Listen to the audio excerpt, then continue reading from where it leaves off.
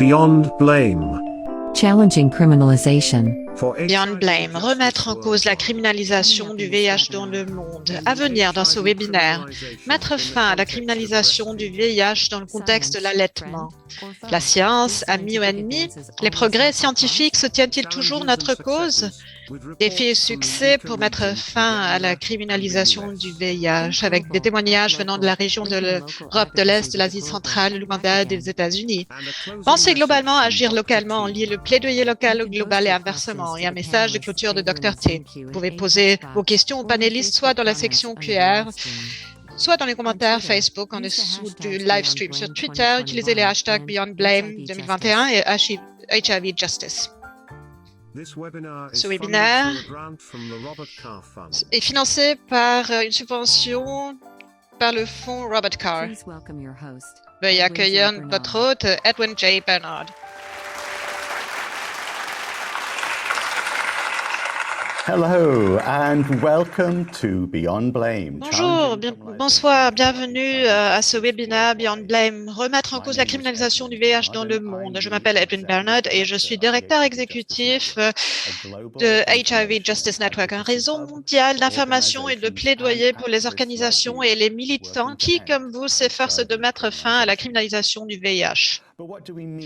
Qu'entendons-nous par criminalisation du VIH? Il s'agit là de lois pénales ou de pratiques policières qui isolent les personnes vivant avec le VIH dans toute leur diversité magnifique et qui font de nous des criminels pour des actes qui ne le seraient pas si nous ne vivions pas avec le virus. On pense parfois que le problème ne concerne que les plus de 70 pays dotés de lois pénales relatives au VIH. Mais plus de la moitié des poursuites ont lieu dans les pays qui ont recours à d'autres types de textes pour poursuivre injustement les personnes vivant avec le VIH. Notre analyse la plus récente indique qu'au moins 110 pays disposent de lois spécifiques au VIH ou appliquent injustement des lois générales aux personnes vivant avec le VIH pour des allégations de non-divulgation du VIH, d'exposition potentielle ou perçue au VIH non intentionnée ou de transmission non malveillante et non intentionnelle du VIH. Au moins 50 pays poursuivent actuellement activement des personnes en vertu de ces lois pour des actes sexuels qui peuvent ou non présenter un risque de transmission, ainsi que pour des crachats, des morsures, l'allaitement ou le don de sang. Et au moins 60 autres pays disposent de lois pénales spécifiques au VIH sans que des rapports récents fassent état d'une application active. Et 20 autres pays ont invoqué des lois pénales générales par le passé, mais ne les ont pas activement appliquées depuis 2017. Maintenant, nous avons besoin de données et de cartographies comme celle-ci pour comprendre où la criminalisation du VIH constitue un problème. Mais HIV Justice Worldwide vise à concevoir également des outils à renforcer les capacités afin de trouver des solutions. HIV Justice Network est fier d'être l'un des membres fondateurs ainsi que le secrétariat de HIV Justice Worldwide, la coalition mondiale qui fait campagne pour mettre fin à la criminalisation du VIH, dirigée par un comité de pilotage composé de réseaux mondiaux et régionaux de personnes vivant avec le VIH et d'organisations de défense des droits humains. Et vous rencontrerez certaines de ces personnes impliquées dans ce travail sur mon canapé virtuel dans un instant.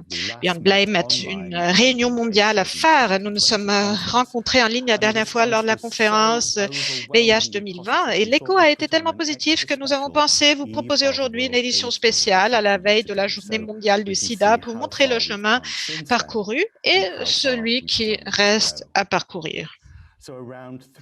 À peu près 300 personnes originaires d'une soixantaine de pays sont ici avec nous aujourd'hui. Et bien que nous ne parlions qu'en anglais, nous avons prévu une interprétation en français, en russe et en espagnol. Et nous souhaitons entendre les voix de tout le monde dans le chat, dans la langue de votre choix. Et si vous avez des questions à me poser, ou à moi ou à l'un des invités sur mon canapé virtuel, vous pouvez les poser dans le cadre de la séance de questions-réponses Zoom ou vous pouvez également commenter en direct au-dessous du live stream et nous Gardons également un œil sur Twitter, alors utilisez les hashtags Beyond Blame 2021 et HIV Justice. Après avoir discuté avec tous mes invités, je passerai la parole à ma co-animatrice, Brianna Diaz, pour qu'elle anime la séance de questions-réponses. Nous espérons pouvoir répondre à un maximum de questions. Maintenant, lançons ce débat. Nous concentrons sur un problème qui ne devrait vraiment plus être un problème en 2021, à savoir la criminalisation des femmes vivant avec le VIH et qui allaitent des nourrissons.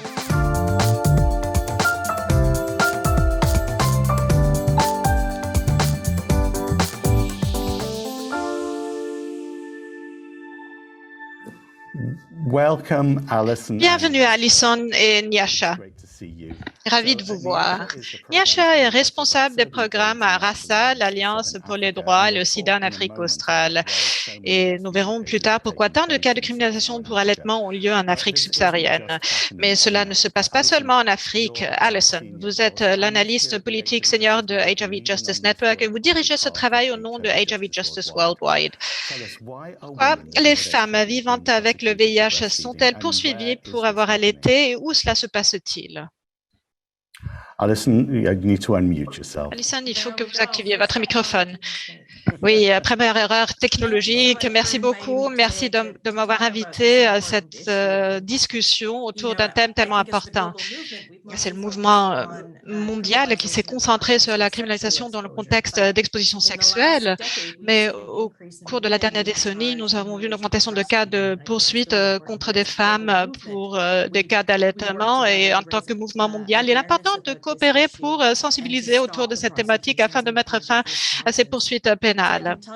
Et je peux vous dire que nous avons pris acte de 13 cas au Zimbabwe, au Kenya, à Malawi, en Zambie, en Ouganda, à Botswana, en Russie, aux États-Unis et au Canada.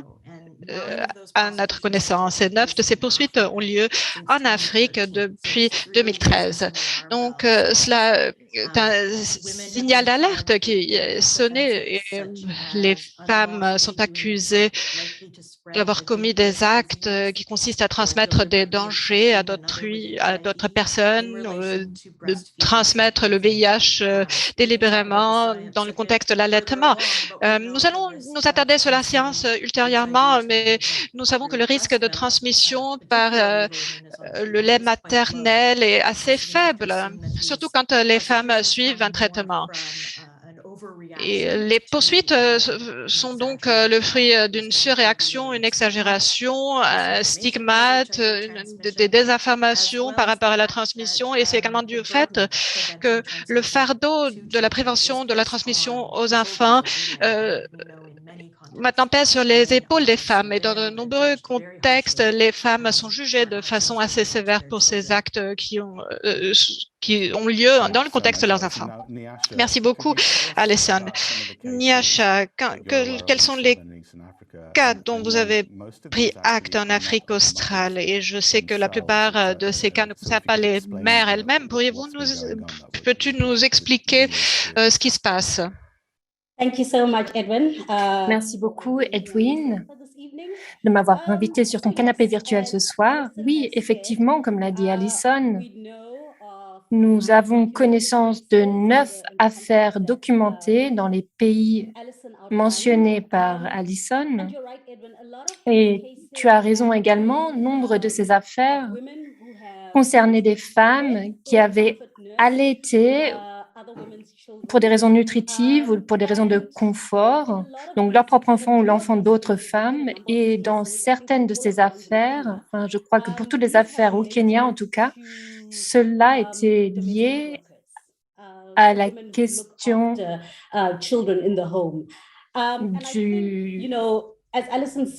la question domestique, donc des femmes qui s'occupent des enfants chez eux.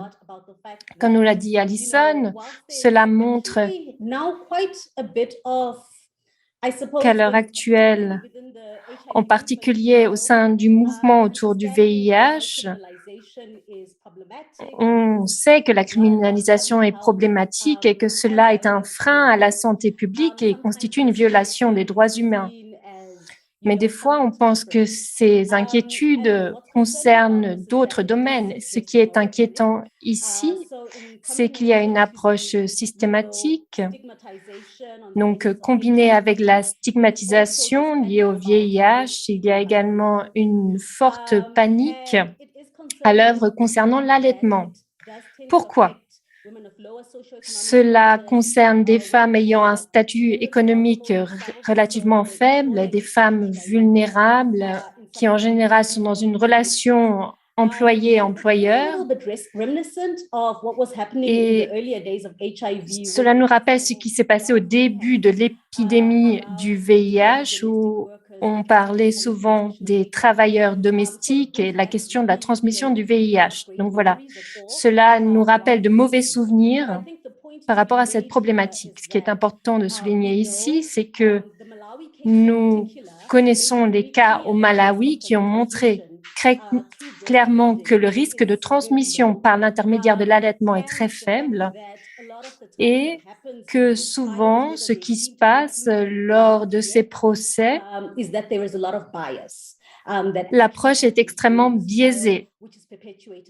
Donc, un biais qui est perpétué par l'intermédiaire de la stigmatisation liée au VIH, mais pas uniquement, qui est liée également au fait d'allaiter l'enfant d'une autre femme. Donc, l'affaire du Malawi concerne une femme appelée IL qui vit dans une communauté rurale et je pense qu'il est important de parler ici de la question du stigmate dans de petits villages. Et nous suivons les poursuites contre IL et ce qui s'est passé ultérieurement. Et je pense qu'il est important de s'informer sur la question. Que pouvons-nous faire? Je sais que Arasa travaille avec la Commission africaine sur les droits humains. Qu'est-ce que vous espérez atteindre? Oui, alors effectivement, nous sommes tournés vers le comité VIH de la Commission africaine. Nous sommes tournés vers les membres du comité de pilotage de HIV Justice Worldwide en tant que Arasa. Et nous avons donc demandé à la Commission de se prononcer sur la question de la criminalisation du VIH dans le cadre de l'allaitement. Et la Commission africaine a déjà pris position à plusieurs reprises concernant la criminalisation du VIH dans son ensemble. Et elle a déclaré que la criminalisation du VIH devait être évitée et a donc formulé cette recommandation à l'égard des États. Mais nous avons l'impression que la question de l'allaitement doit être adressée de manière spécifique. C'est pourquoi nous avons déposé cette requête auprès des membres du comité et nous attendons que la Commission examine cette requête. Nous demandons qu'une résolution soit adoptée concernant la criminalisation dans le cadre de l'allaitement. Merci. Alison, à l'heure actuelle, nous allons lancer une nouvelle section de notre boîte à outils HIV Justice pour aider les personnes vivant avec le VIH qui font l'objet de poursuites dans le cadre de l'allaitement. Quel est le rôle que peut jouer la recherche ici? Comme cela est le cas dans toutes les affaires de criminalisation du VIH, la recherche a un grand rôle à jouer. La recherche à elle seule ne peut pas apporter les réponses, mais pour ceux qui ne connaissent pas les résultats, il y a une étude très prometteuse concernant la transmission du VIH par l'intermédiaire de l'allaitement qui montre qu'il y a une chance de 0,3% que l'allaitement que le VIH soit transmis aux nourrissons après une période de 6 mois d'allaitement. Donc, cette étude est une évaluation du risque. Et si les femmes suivent un traitement pendant la période de grossesse et d'allaitement, Le risque n'est pas tout à fait non détectable égale intransmissible, indétectable égale non transmissible, mais presque. Le risque est véritablement très faible. Étant donné que les statuts pénaux concernent la question de savoir si on expose quelqu'un à un risque, d'après les données scientifiques qui nous montrent que ce risque est très faible, il est important de tenir compte de cela. Nous avons donc intégré dans cette boîte à outils les dernières études avec des informations concernant la transmission du VIH, ce qui permet de défendre les femmes et qui pourront mieux se défendre si elles disposent de cette information.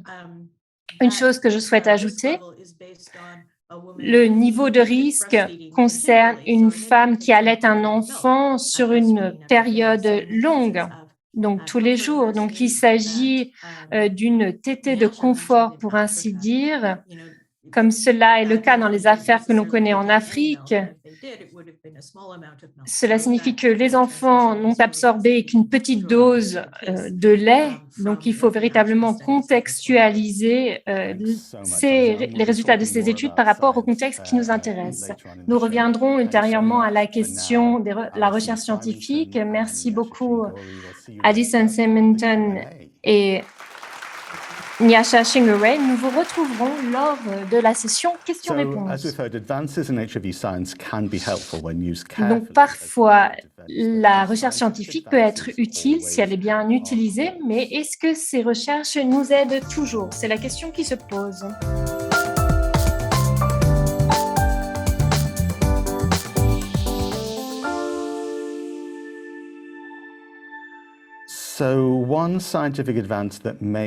L'un des progrès scientifiques qui pourra entraîner plus de mal que de bien dans le cadre de la criminalisation, c'est la surveillance moléculaire du VIH. En octobre, HIV Justice Worldwide a lancé un document d'information pour soutenir les militants, les chercheurs et les praticiens de la santé publique pour comprendre quelles sont les conséquences de cette surveillance moléculaire du VIH. Pour publier, dans le cadre de la publication de ce document, nous avons produit une vidéo pour expliquer nos inquiétudes. La surveillance moléculaire du VIH, SMV, est un domaine de recherche et une pratique de surveillance en plein essor en santé publique qui a des implications préoccupantes pour les droits humains. Elle utilise des échantillons de sang prélevés sur des personnes vivant avec le VIH lors de tests de résistance aux médicaments, puis stocke ces échantillons dans des bases de données de surveillance afin qu'ils puissent être utilisés à des fins de santé publique. Certains considèrent qu'il s'agit d'un nouvel outil de santé publique permettant d'identifier les zones principales de transmission du VIH et à terme de mettre fin à l'épidémie. Pourquoi les activistes sont-ils donc si inquiets face à cette nouvelle technologie? Même si la surveillance moléculaire du VIH est un outil de santé publique utile, elle est souvent effectuée à l'insu des intéressés. Elle a été mise en place sans aucune participation ou implication de la communauté. La surveillance est souvent liée au contrôle de nos communautés qui ciblent principalement les personnes racisées. En combinant la SMV avec la criminalisation du VIH, vous obtenez la tempête idéale.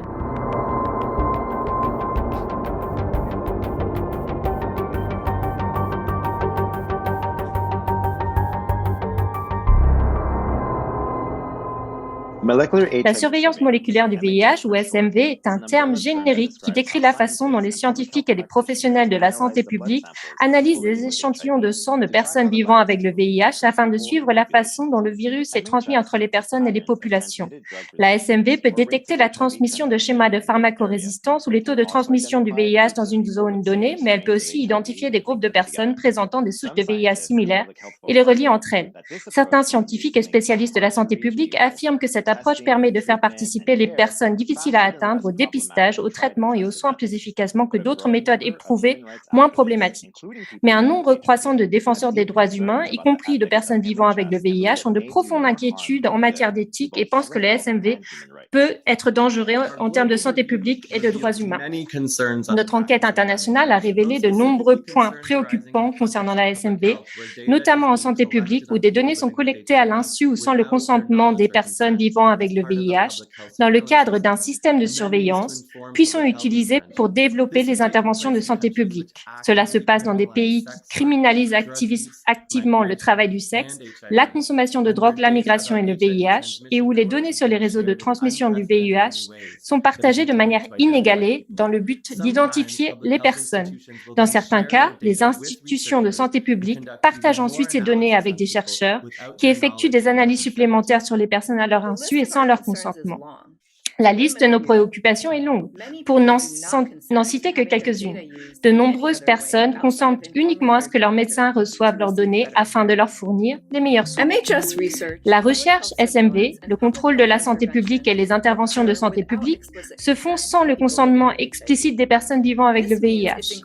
Cela signifie qu'il est de plus en plus important de consulter et d'impliquer la communauté pour atténuer les conséquences sociales potentielles. Le SMV est souvent appliqué à des communautés marginalisées et criminalisées.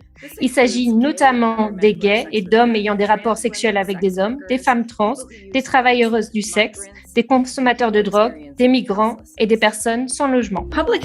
Les agences de santé publique ont toujours partagé leurs données avec les chercheurs et les bailleurs de fonds de ce type de recherche exigent souvent que les données soient rendues publiques. La question de la preuve de la transmission directe est controversée et est traitée par de nombreux chercheurs aux opinions très diverses.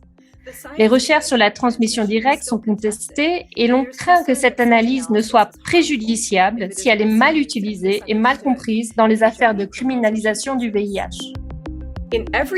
Partout dans le monde, même lorsqu'il existe des lois sur la confidentialité en matière de santé, les données SMV ainsi que d'autres dossiers médicaux peuvent toujours être réclamés par un tribunal et utilisés comme preuve dans des enquêtes criminelles ou lors de procès.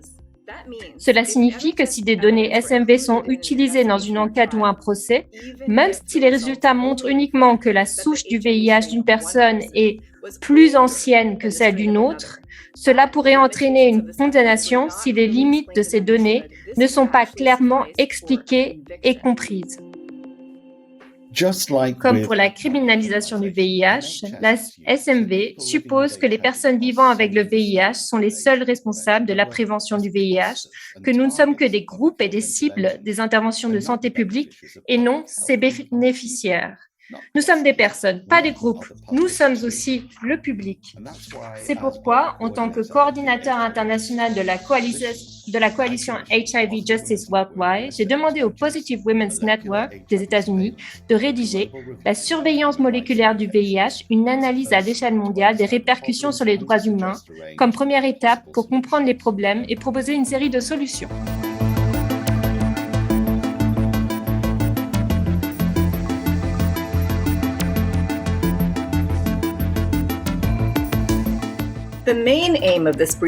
L'objectif principal de ce document d'information est d'aider les personnes vivant avec le VIH, les activistes, les experts juridiques et les défenseurs des droits humains à saisir la complexité et les conséquences de la SMV.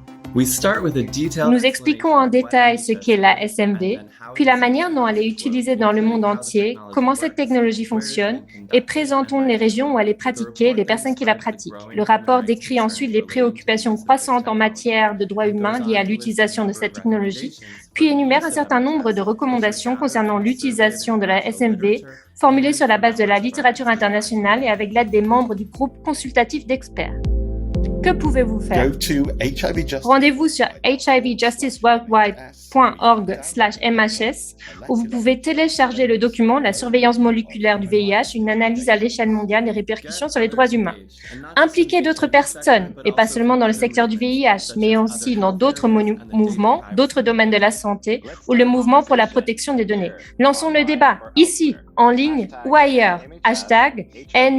#NMHS HIV, HIV Justice, Data Privacy. Et très bientôt, réunissons-nous et élaborons des stratégies. Merci beaucoup à Nana Khanna et aux co-auteurs de cette recherche, Alexander McClellan et Alfredo Otero. Aux États-Unis, où la surveillance moléculaire du VIH est déjà largement pratiquée, certains chercheurs, des scientifiques et des praticiens de la santé publique prennent au sérieux nos inquiétudes et nous voulons garantir que d'autres pays tirent les enseignements que nous avons faits aux États-Unis et au Canada et s'assure que les bénéfices de cette méthode dépassent ces dégâts, c'est-à-dire qu'il faut assurer, garantir la protection des données, la protection juridique et la prévention des dégâts sociaux. Étant donné la tempête idéale que signifie la surveillance moléculaire du VIH combinée avec sa criminalisation, il faut que tout le monde défende et lutte contre les lois et les politiques répressives pour que cette technique ne soit pas utilisée dans le cadre de poursuites ou d'enquêtes pénales, civiles ou dans le cadre d'enquêtes liées à l'immigration. Je suis ravie d'annoncer que ce document est désormais disponible en français, en russe et en espagnol. Merci beaucoup à ma collègue Sylvie Beaumont qui traduit également toutes ces langues sur le chat, qui a fourni de nombreux efforts afin que ces documents soient prêts aujourd'hui dans ces différentes langues.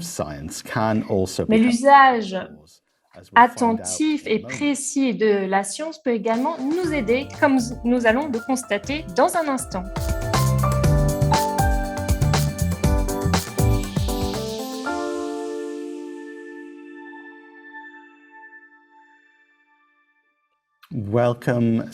Bienvenue à Cécile et à Kenny. Cécile est analyste politique senior auprès de HIV Justice Network et Kenny est spécialiste des droits humains, du droit du genre au programme des Nations Unies pour le développement, le PNUD.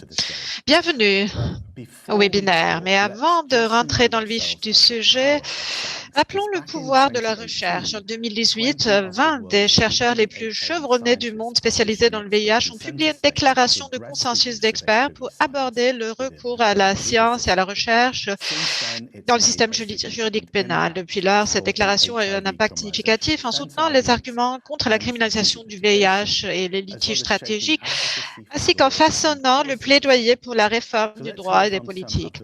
Écoutons quelques-uns des plus grands noms de la science du VIH qui nous expliquent pourquoi ils ont rédigé cette déclaration et ce qu'ils espéraient qu'elle apporte. À mon sens, cette déclaration est vraiment nécessaire parce que nous avons constaté que tout le monde n'est pas très bien informé. Nous en sommes en matière de recherche. Nous avons jugé qu'il était important de dénoncer ces faits, de préciser nos connaissances scientifiques afin de fournir les preuves pour que le système judiciaire, les systèmes juridiques des pays respectifs puissent y avoir recours à leur gré.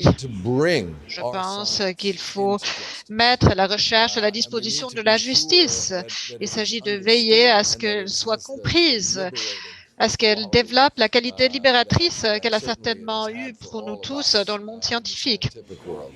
Donc, il est temps que le monde juridique prenne acte de la science actuelle autour du VIH. Il ne fait aucun doute qu'il s'agit là de connaissances importantes à transmettre au monde entier.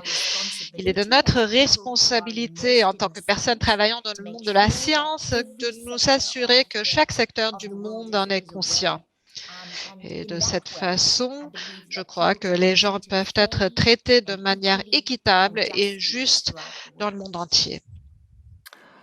Cécile, vous travaillez au Canada et en Afrique francophone et je sais pertinemment que vous vous attaquez à des décisions illogiques de la Cour suprême du Canada depuis un certain temps. Avez-vous réussi à faire en sorte que la science soit prise en compte dans le domaine de la justice?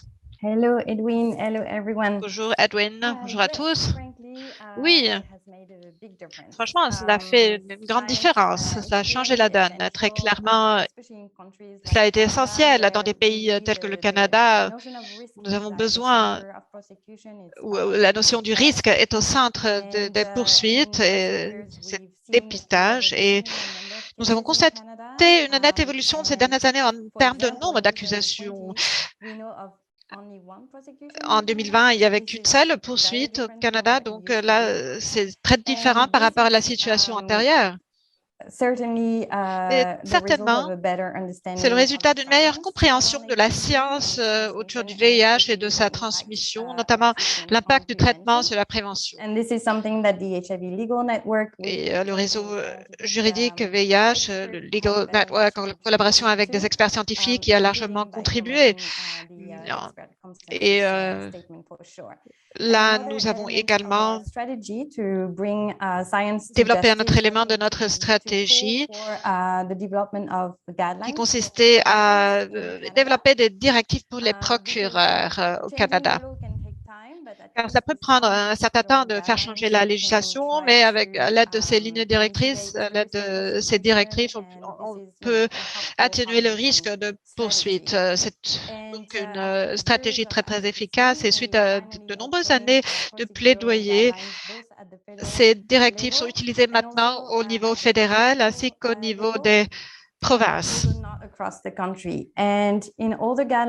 Non pas à travers le pays entier, mais dans les directives, il est reconnu que les personnes ne sont pas censées être poursuivies si ces personnes suivent un traitement antirétroviral. Mais il y a vraiment des problèmes avec des lignes directrices dans les provinces qui ne prévoient pas de protection en cas d'utilisation de préservatifs et de rapports sexuels oraux. Donc là, la science constitue un outil essentiel, mais nous ne pouvons pas nous appuyer uniquement sur la science pour mettre fin aux lois répressives contre les personnes vivantes avec le VIH.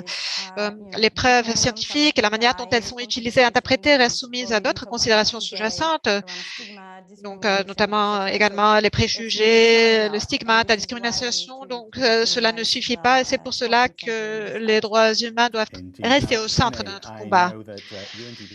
Le PNUD a développé également des lignes directrices à l'attention des procureurs. La science joue un rôle important, mais certainement cela va au-delà du seul monde scientifique. Oui, merci beaucoup.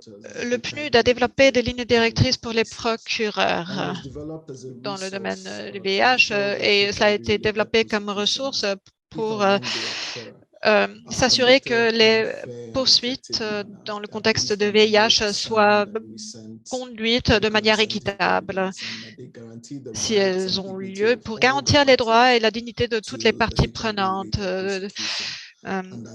dans les cas de poursuite dans le contexte de VIH. Et tout ceci se base sur des connaissances de santé publique. Donc, ces lignes directrices ont recours à un certain nombre de directives et de sources internationales, des recommandations qui ont été émises par ONU-SIDA, par exemple, et d'autres sources. Des sources qui ont déjà recommandé la limite des restrictions d'un recours à la loi pénale dans des circonstances très concrètes. Mais nous savons que ces poursuites sont encore en cours et plus largement, qui vont au-delà de ces restrictions imposées. Donc, vu les complexités qui se posent en matière de poursuite devant les tribunaux, nous avons jugé nécessaire de développer ces recommandations mondiales afin de constituer des normes qui seraient applicables à de différents contextes, à de différents systèmes juridiques, à de différentes réalités, aux différents rôles des procureurs, des juridictions, etc.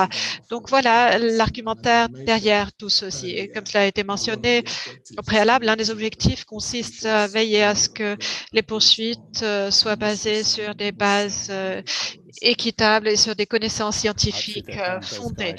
Oui, et ces lignes directrices sont les bienvenues, Kenny, et existent déjà en anglais, en français et en russe. Et l'espagnol va arriver, va être disponible sous peu, et également l'arabe. Et nous allons en reparler tout de suite. Mais c'est quelque chose que nous pourrons tous reprendre pour y travailler. Cécile, nous savons que malgré les meilleures intentions de la part des défenseurs et des législateurs, il peut y avoir des conséquences involontaires et imprévues si l'on se concentre uniquement sur la science pour améliorer l'environnement juridique des personnes vivantes avec le VIH. Et vous avez fait de l'expérience avec ceci dans le cadre de votre travail en Afrique francophone. Oui, effectivement, il faut être vigilant pour veiller à ce que la science ne soit pas utilisée contre des personnes vivantes avec le VIH. Et vous avez vu cette vidéo assez effrayante sur la SMD. Et avec nos collègues de l'Afrique centrale et de l'Afrique de l'Ouest, nous avons coopéré et très récemment, nous avons discuté, nous nous sommes attardés sur le processus de réforme législative qui a lieu au Bénin et nous y avons travaillé avec ONU-SIDA et nous avons constaté que cette loi contenait des dispositions pour réduire les effets de discrimination. Donc, cet impact de discrimination a été un peu réduit, mais tandis que d'autres dispositions ont stipulé que les personnes qui sont considérées comme constituant un danger à d'autres personnes pourraient être forcées à suivre un traitement et sinon pourrait faire l'objet d'une poursuite pénale. Donc, tout d'abord, on utilise une bonne chose, donc le traitement et la prévention à l'encontre des personnes pour les punir, pour les sanctionner, pour être répressifs, afin de les criminaliser. Mais heureusement, nous étions très vigilants face à cette loi avec HIV Justice Worldwide, avec nos collègues francophones au sein de notre coalition. Nous avons travaillé ensemble afin de mobiliser la société civile au Bénin autour de ce sujet. Et là, j'espère vivement que cette disposition sera finalement supprimée de cette loi. Il est encore trop prématuré pour en être sûr, mais la mobilisation a eu un effet positif. Merci beaucoup, Cécile. Je crains que nous n'avons pas suffisamment de temps pour continuer, mais merci beaucoup à Cécile et à Keen. Mais nous allons nous revoir pour la séance de questions de réponses. Donc, si vous avez des questions à poser à Cécile, à Kenny, aux autres invités, vous pouvez les mettre dans la section questions-réponses ou vous pouvez également les mettre en direct sur Facebook. Vous pouvez commenter sous le live stream. L'année dernière, en fait, il s'agit des 2 dernières années, nous avons été mis au défi encore plus que d'habitude suite à la pandémie de la COVID-19 qui a été extrêmement dure, extrêmement difficile pour les personnes marginalisées en particulier. Mais malgré l'impact de la COVID sur notre capacité à nous organiser et l'acceptation croissante d'approches répressives, un problème de santé publique, il y a également eu de remarquables actions de plaidoyer à travers notre mouvement mondial pour mettre fin à la criminalisation du VIH. Découvrons maintenant quelques-uns de ces défis, de ces succès.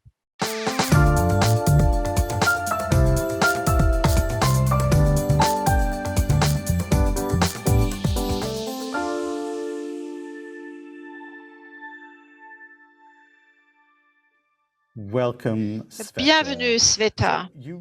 Vous dirigez un réseau de femmes vivantes avec le VIH dans la région de l'Europe de l'Est et de l'Asie centrale. Et je sais pertinemment que vous avez connu quelques succès, quelques réussites, mais il convient d'abord de parler de la Russie, le pays qui compte le plus grand nombre de cas de criminalisation du VIH dans le monde.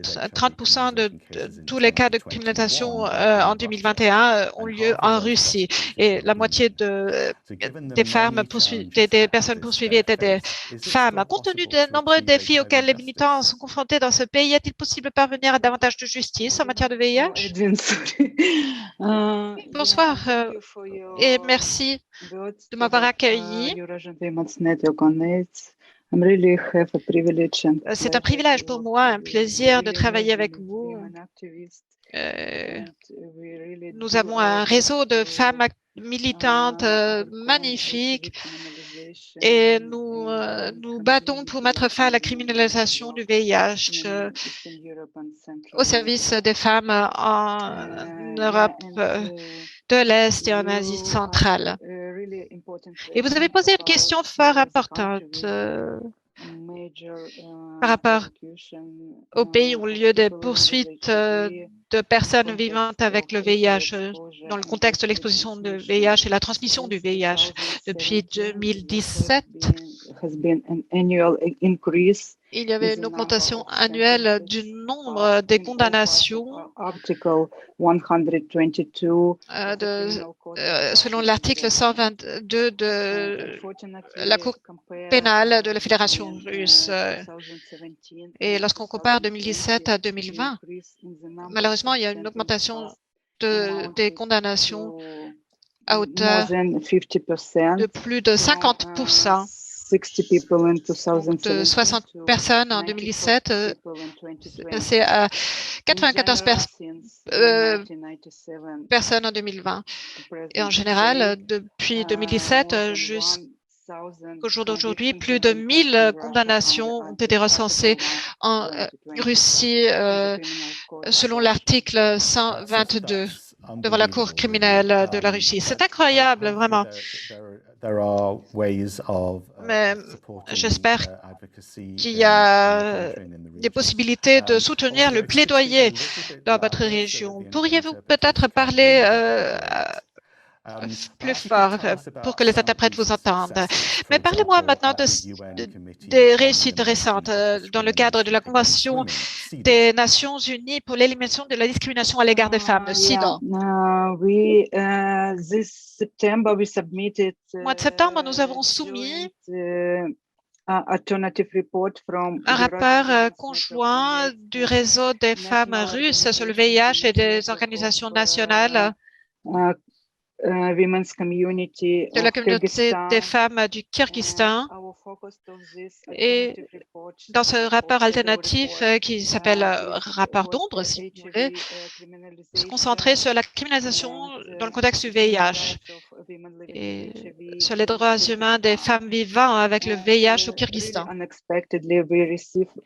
Et nous avons obtenu un écho et des recommandations magnifiques de la part du comité, à notre grande surprise, qui ont également un département sur les droits des femmes. Et ce comité de la Convention des Nations Unies pour l'élimination de la discrimination à l'égard des femmes a recommandé que l'article 149 de la Cour du Kyrgyzstan devrait être éliminé, disposition qui vise à criminaliser les femmes, et on a recommandé également un meilleur accès aux soins de santé, un accès à un soutien psychologique, traitement antirétroviral, mais aussi également l'élimination de la pratique de devoir soumettre un certificat de VIH pour obtenir un emploi. Le Kyrgyzstan, après le Tadjikistan en 2018, a été le deuxième pays dans la région et en Asie centrale de faire l'objet d'une telle recommandation tellement magnifique. Il est tellement important de célébrer ces réussites, car je sais que les défis sont nombreux. Et bonne continuation, et je me réjouis déjà de continuer à travailler avec toi l'année prochaine et les années à venir. Merci beaucoup, Sveta. Nous allons nous revoir plus tard pour dans la section questions-réponses.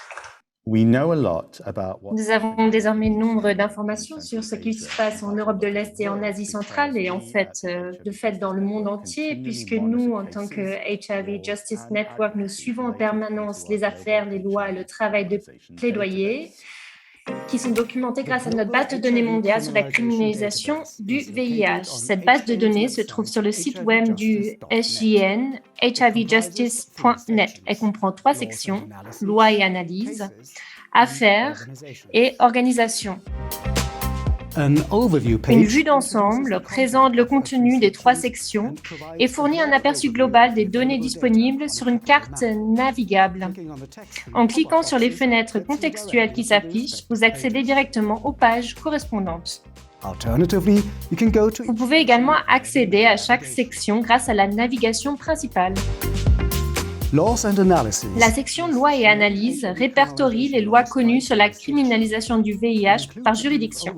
Elle comprend un bref aperçu de la manière dont ces lois ont été utilisées, un résumé des activités de plaidoyer en lien avec les lois et leur application, et, quand ils sont disponibles, des liens vers le texte intégral de ces lois.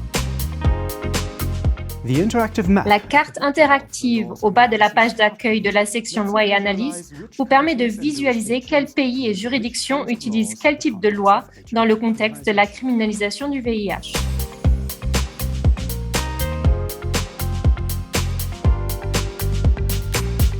La deuxième section s'intéresse aux affaires. Elle fournit des outils de recherche pour accéder au signalement de cas de criminalisation du VIH enregistrés dans la base de données mondiale sur la criminalisation du VIH. Vous pouvez effectuer une recherche par mots-clés, par pays et ou par catégorie. Et vous pouvez limiter les résultats de la recherche à des périodes spécifiques.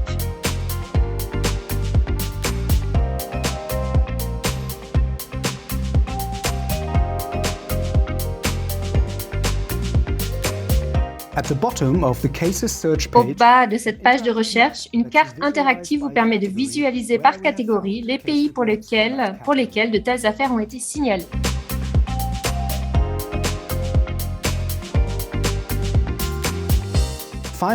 Enfin, la troisième section, organisation, répertorie des organisations du monde entier qui luttent contre la criminalisation du VIH, ainsi que contre d'autres formes intersectionnelles de criminalisation. L'annuaire ne comprend que les organisations qui ont demandé à y figurer. Si votre organisation ne figure pas dans cet annuaire et que vous souhaitez y être inclus, veuillez remplir ce formulaire sur le site web. La base de données mondiale sur la criminalisation du VIH, l'un des nombreux outils de plaidoyer disponibles sur le site web du HIV Justice Network. La qualité de la base de données dépend des données que nous y saisissons et au-delà des rapports dans les médias, nous comptons sur vous tous et toutes pour nous dire ce qui se passe dans votre pays ou dans votre région pour que nous puissions la tenir à jour. Et la meilleure manière de nous dire ce qui se passe, c'est aussi d'apprendre ce qui se passe ailleurs et de rejoindre HIV Justice Worldwide. Pourquoi ne pas rejoindre notre mouvement et entrer en contact avec d'autres militants par le biais de notre liste de diffusion? Vous pouvez également nous envoyer un mail directement à info@hivjustice.net. Nous allons poursuivre notre show et voir quels sont les autres succès rencontrés dans d'autres régions du monde, en commençant par l'Ouganda.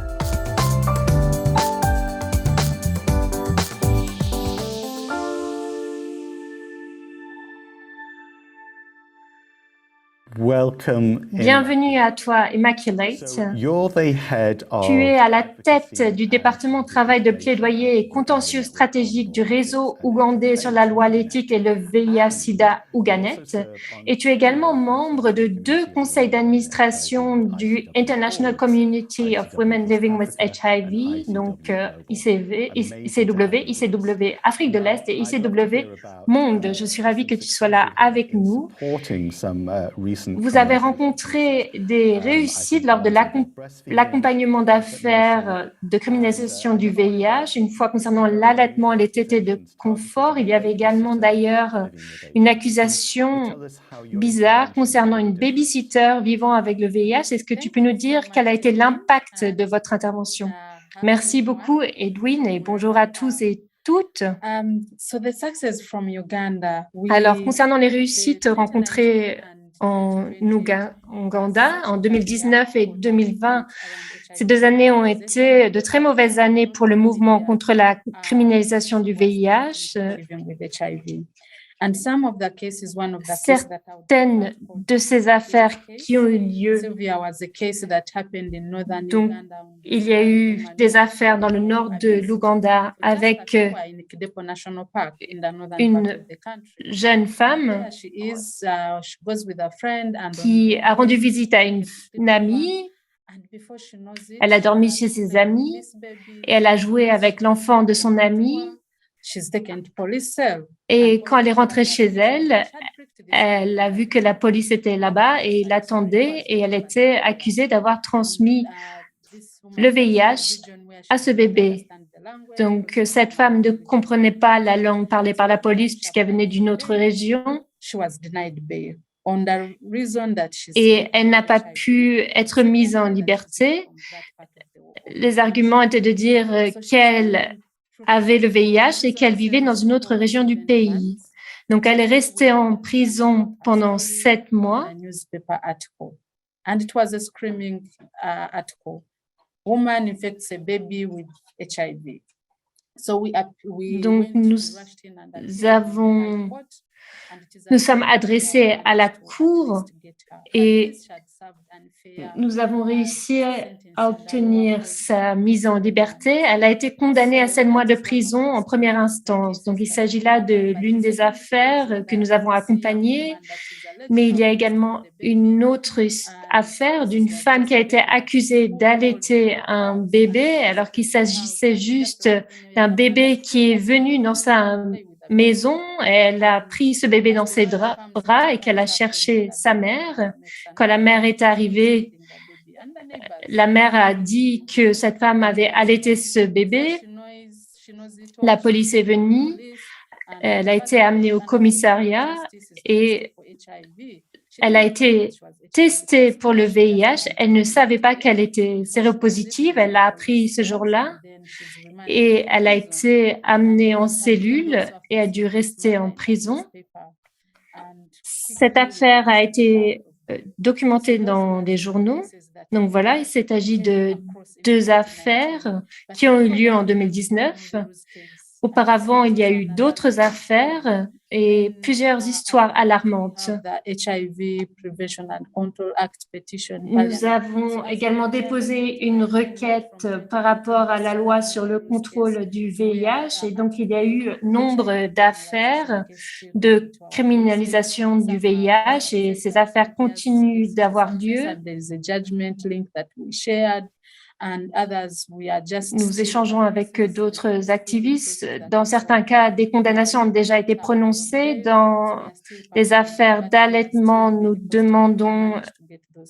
espérons obtenir un sursis. Voilà. Cela est véritablement incroyable. Merci pour vos interventions. Je sais que vous remettez en cause la criminalisation du VIH, le dépistage forcé qui est prévu dans la loi sur la prévention et le contrôle du VIH. Vous avez lancé une campagne en 2016 et votre requête va bientôt être entendue. Est-ce que tu penses que la Cour constitutionnelle prendra la bonne décision? Oui, merci. Depuis 2016, nous avons attendu. La Cour ne s'était pas prononcée. Ce n'est qu'en août de cette année qu'il a été décidé d'entendre notre requête. Donc, cela est pour nous extrêmement excitant. Et nous nous sommes rendus compte que cette affaire a pris 6 ans. Le juge a demandé au gouvernement de réagir et la réponse du gouvernement est arrivée rapidement. Voilà, le gouvernement a dit que notre requête était sensée. Is not good at all. We do not want to see these sections in the law that criminalizes. So we are seeing light. We are still positive. Donc, nous sommes toujours optimistes. On va voir si le gouvernement va bouger ou pas. On voit que le gouvernement, petit à petit, se rapproche de nos opinions. Donc, il s'agit là d'une bonne évolution. Nous sommes optimistes. Et donc, nous espérons que notre requête aboutisse. Et comme cela a été dit en introduction, c'est la question dont nous utilisons la recherche scientifique dans notre requête. Et les données scientifiques ont joué un grand rôle dans notre requête. Donc, nous pensons que nous avons réussi à rassembler un grand nombre de preuves et que cela permettra à cette affaire de déboucher sur les résultats que nous souhaitons. Donc voilà, à l'heure actuelle, nous sommes plutôt contents. Donc j'espère que vous allez garder cet aspect positif, cet optimisme. J'espère que l'ensemble de la région, au Kenya, que des activistes réussiront à obtenir des réussites et vous savez que vous êtes du bon côté de l'histoire en tout cas. Merci beaucoup, Immaculate Owomsha. Nous te retrouverons tout à l'heure pour la session questions-réponses. Désormais, nous allons entendre des informations concernant de remarquables succès aux États-Unis.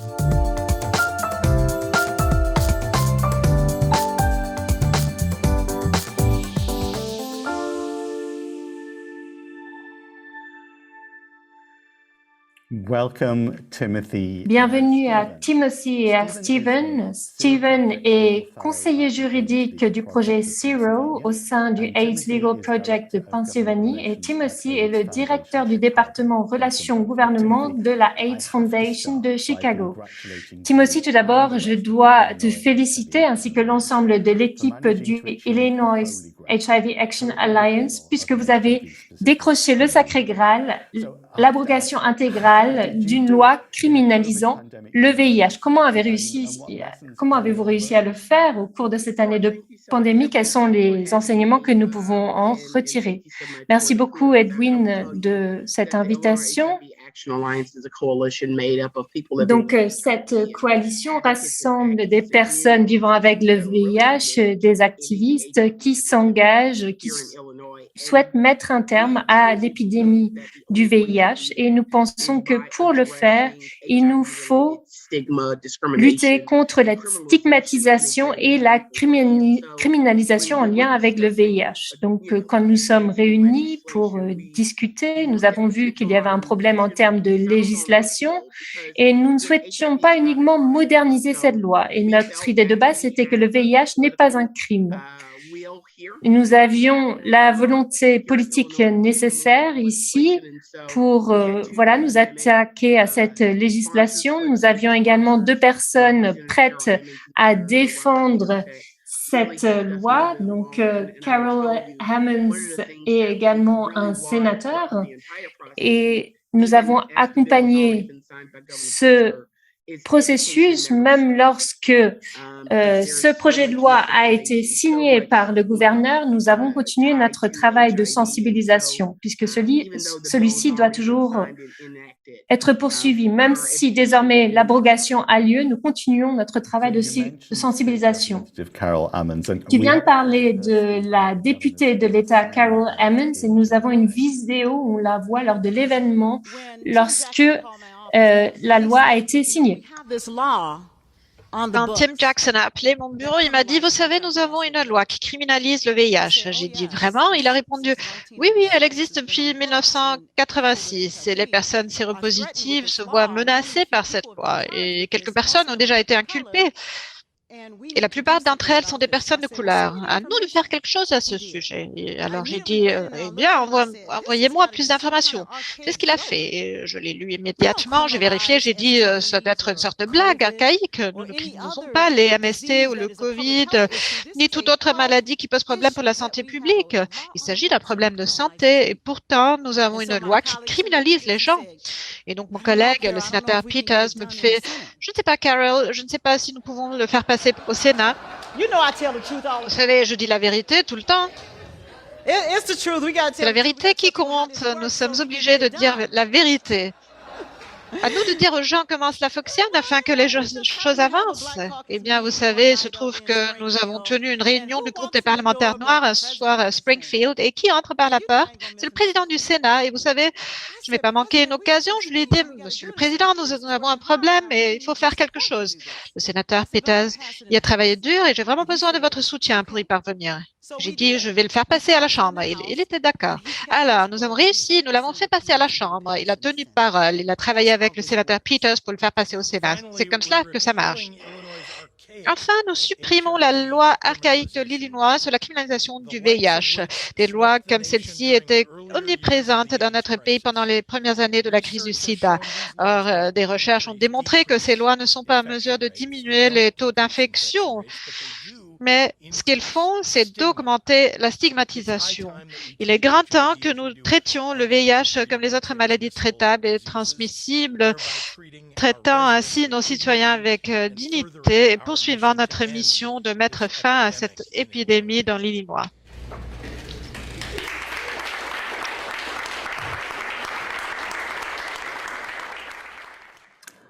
Still brings tears to my eyes, and I've watched that a few times. Cela me fait presque pleurer. Je l'ai regardé à plusieurs reprises. Timothy, nous avons besoin de précurseurs tels que Carol Hammonds. qui ont accompli un travail magnifique. Félicitations à nouveau. Stephen,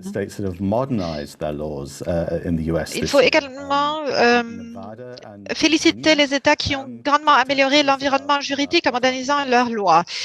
Le Nevada et la Virginie. Donc, le point fort, et c'est ce que Timothy a déjà dit, c'est que le paysage politique était propice pour faire marcher cette chose en Illinois, mais d'autres États sont différents. En Virginie, il n'y avait pas de révocation. Ils ont adopté notre loi. Ils ont plus de barrières pour les procureurs, des barrières à passer par les procureurs. Et nous savons qu'il y a de nombreux statuts qui datent des premières heures de la pandémie, dont l'intention n'était jamais un problème. Donc, c'était toujours dû à des rapports sexuels, mais chaque État est différent. Nevada a également adopté un autre statut. Donc, lorsqu'un procureur essaye de faire avancer ces cas, il faut qu'il prouve tous les faits au lieu d'imposer ce fardeau aux inculpés. Donc, également, l'Iowa, Colorado, Californie, Caroline du Nord, Michigan et Washington. Mais c'est déjà magnifique, mais il y a encore d'autres. Et je sais que vous étiez à l'avant-plan pour renforcer les capacités, y compris également cette académie de formation intitulée HIV is not a crime, dont la plus récente a eu lieu en ligne l'été dernier.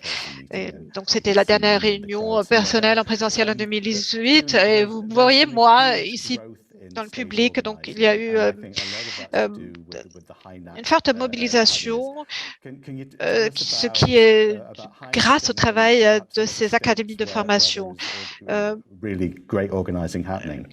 Quels sont les États dans lesquels cela se passe? C'est une grande opportunité pour dire que le VIH n'est pas un crime. Donc, c'est une conférence nationale où tous les acteurs sont réunis. Chaque État a son propre paysage. Si on était censé le faire seul, ce serait trop dur, mais il existe des personnes qui travaillent également dans 17 pays où nous sommes actifs avec de différents groupes de plaidoyer où nous effectuons un travail de planification stratégique. Nous assistons les personnes à faire des avancées et nous écoutons quels sont leurs besoins, s'agit-il d'adopter de nouvelles lois, quelle est la meilleure façon de le faire, comment les personnes vivant avec le VIH souhaitent-ils faire progresser les choses. Nous mettons à disposition des outils pour trouver les meilleures solutions adaptées aux uns aux autres. Mais dans les 17 États, il y a également 1 ou 2 États où des efforts sont faits pour abroger, pour moderniser ces lois. Donc, il y a eu des efforts croissants dans de nombreux États, dont certains ont une situation un peu plus propice que d'autres, mais c'est la réalité sur le terrain à l'heure actuelle. Timothy, quelles sont les astuces que vous donneriez à d'autres personnes en ce qui concerne l'abrogation et la modernisation dans le monde entier? Donc, je rebondis sur ce que Stephen a dit. Donc, ce n'est pas quelque chose qui devrait se passer du haut vers le bas, mais ce devrait être quelque chose de très basique, du bas vers le haut. Mais il a fait allusion à un point très important. Chaque État est différent. Les choses varient d'un État à l'autre. C'est quelque chose qui marche en Illinois, ne marche peut-être pas en Virginie, en Missouri. Il y a eu une modernisation il y a 2 ans et quelqu'un l'a mis en 2021. Quelqu'un l'a mis dans le chat. Donc, merci. Il faut être à l'écoute des personnes qui sont impliquées sur le terrain, dans les États, qui souffrent des conséquences, qui souffrent de l'impact. C'est ce que nous avons fait en Illinois. Et c'est quelque chose auquel on peut avoir recours non seulement dans d'autres États, mais aussi à l'échelle mondiale. Donc, c'est essentiel d'être à l'écoute des personnes qui sont affectées directement. Donc, je vais reprendre ce que Timothy vient de dire. Il faut être à l'écoute des personnes qui sont les plus affectées. Et c'est un aspect à prendre en compte par les parties prenantes. L'implication significative des personnes vivantes avec le VIH dans le système politique.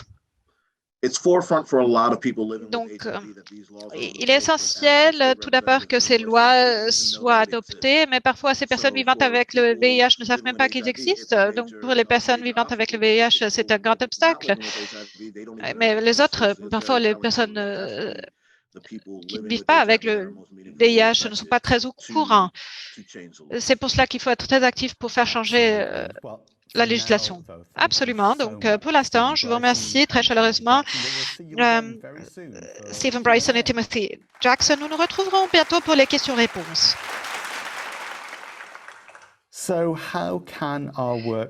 Comment notre travail au niveau local peut-il profiter des orientations des réseaux mondiaux et vice-versa?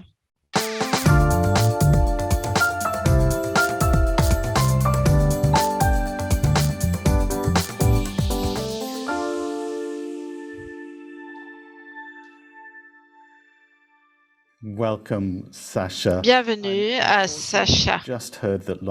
Malheureusement, nous venons d'apprendre que Laurel est malade et ne peut pas se joindre à nous aujourd'hui, mais je suis sûre que Sacha, qui est responsable du programme au réseau mondial des personnes vivantes avec le VIH, GMP+, aura de nombreuses choses à dire par rapport à notre sujet. Donc, nous sommes à deux. Et Laurel, mon rétablissement. Oui, tout à fait. Laurel. Donc, Sacha, parlons de la stratégie mondiale sur le sida et la déclaration de la réunion de haut niveau qui s'est tenue en été. Et les objectifs spécifiques qui nous aideront à mettre fin à la criminalisation du VIH. Oui, cette année, nous avons conçu une nouvelle stratégie sur le sida, une nouvelle déclaration politique et à ma connaissance, à mon sens, c'est la meilleure stratégie que nous avons eue jusque-là. Donc, nous avons des objectifs très bien. Nous avons moins de 10% de personnes qui vivent avec le VIH et des populations clés qui ont vécu des stigmatisations de la discrimination. Cela doit être changé. Il faut mettre fin à ces lois répressives pour mettre fin à la criminalisation. Le langage est un peu plus faible dans notre déclaration politique, mais lorsqu'il s'agit de cette partie spécifique, la déclaration reste néanmoins très forte et cite, appelle un chat, cite les lois, les pratiques qui sont marquées par des discriminations, des lois dans le contexte de non-exposition, de non-divulgation sur la transmission, également les restrictions de voyage et le dépistage obligatoire. Donc, tout est énuméré dans cette déclaration. Et pour nous, en tant que communauté de militants contre la discrimination, 10-10-10, c'est notre objectif et notre instrument en même temps, car cela nous aide à pousser les choses pour obtenir de la volonté politique, pour faire changer la donne. Oui, ce sont des objectifs vraiment très, très ambitieux. 10% de pays ont des lois répressives et des politiques répressives. Et nous parlons de 130 à l'heure actuelle. Mais ce qui est fascinant, à mon sens, c'est que un autre élément de cette déclaration politique contient l'objectif des 60%. Ces objectifs doivent être atteints grâce à des réseaux financés par les communautés, des réseaux au niveau des communautés. Donc, 60% doit être atteint par les communautés. Comment y parvenir? Oui, c'est également quelque chose de très remarquable.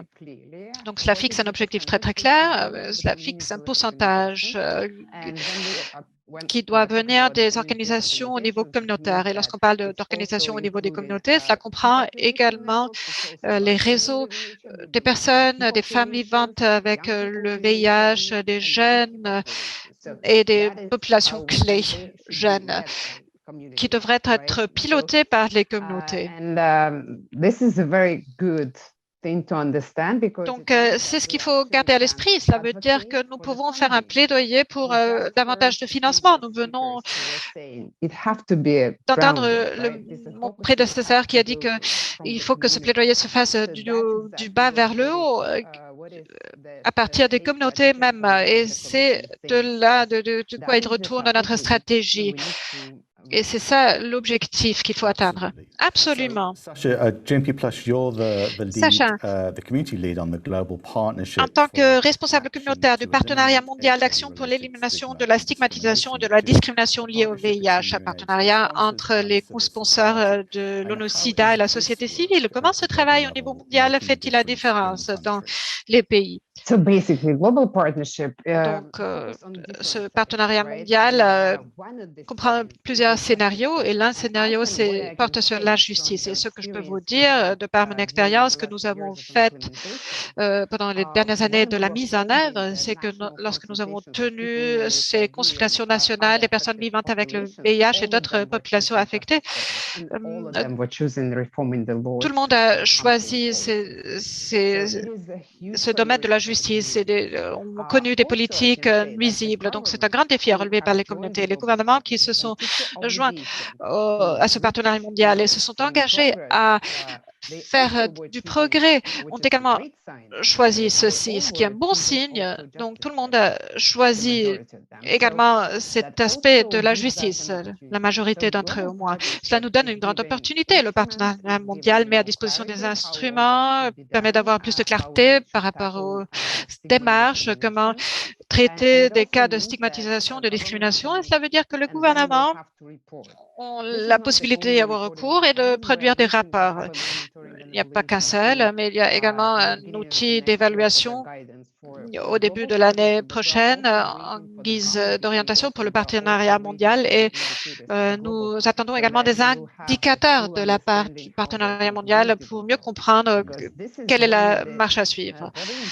C'est l'un des mécanismes les plus importants pour cette communauté. Les gouvernements se sont engagés à soutenir, ensemble avec les bailleurs de fonds, ensemble avec les Nations Unies, des mesures au niveau des communautés qui souffrent d'injustice. Et là, par la suite, il faut faire un suivi des progrès. But I mean, to be honest, this Mais is pour a huge être success. honnête, il s'agit là d'une très belle réussite de profiter de cet élan, de cette stratégie politique VIH et qui fait avancer ce partenariat mondial. Mais comment travaillons-nous avec les pays qui n'ont pas cette volonté politique? Excellente question. Tout d'abord, même les pays qui se sont dissociés de cette stratégie ont signé l'un des objectifs qui sont stipulés. Mais maintenant, il s'agit de les mettre en œuvre. Donc, l'ODD 3, donc mon pays natal, la Russie, est censé mettre en œuvre cet ODD 3 au moins pour faire du progrès. Les communautés ont besoin de solidarité, c'est la clé. Même si la situation est extrêmement compliquée, dans des pays extrêmement compliqués, on constate qu'il y a des personnes qui fournissent un conseil entre des pairs aux femmes vivant avec le VIH. Ou des personnes qui sont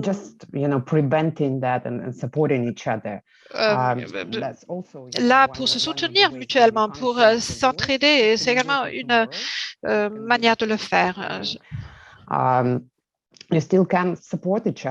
Donc, nous sommes toujours là pour nous soutenir les uns les autres et c'est ce qu'ils ont fait déjà avant de parvenir à des modifications de la législation. Ils ont réalisé des efforts pour prévenir la criminalisation, pour éviter que les personnes soient emprisonnées. C'est également une possibilité qui s'ouvre. Merci beaucoup. Sandra Sacha Gina, restez avec nous pour la section questions-réponses. Maintenant, je tiens à inviter mes invités de se joindre à moi sur mon sofa, canapé virtuel. Brianna Diaz.